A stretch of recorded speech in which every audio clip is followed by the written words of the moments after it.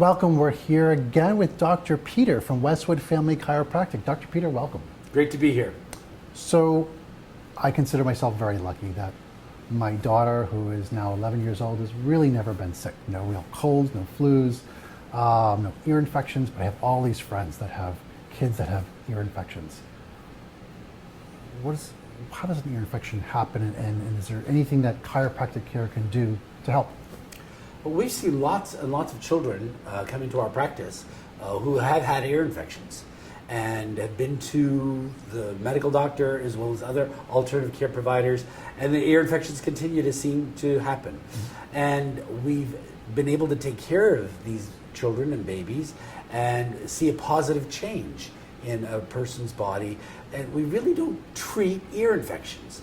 There can be a whole host of causes of ear infections.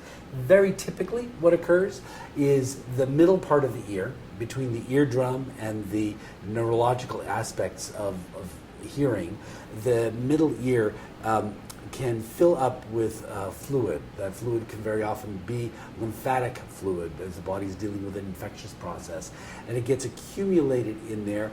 Sometimes that happens because the eustachian canal has become kinked or isn't draining properly, and there can be a whole host of other possibilities. But very typically, it's due to pressure inside the middle ear that becomes very, very, very, very painful.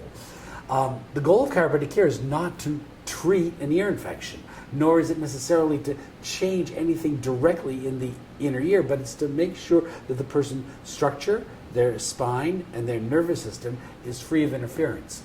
When we do that, very often the body is able to figure out exactly what it needs to do so that the ear infections don't need to occur, but more importantly, that it can allow the eustachian canal to properly drain the middle ear. Oh, very cool. Sometimes it requires us to adjust the bones of the spine, mm-hmm. which is a very, very gentle pressure right on the spine, and sometimes we will adjust the cranial bones, and again, a very, very gentle pressure to make very subtle shifts in the cranium to take pressure off of the layer of tissue that the spinal cord is supported by, the dura or the meninges. Got it. Thank you. Thank you very much.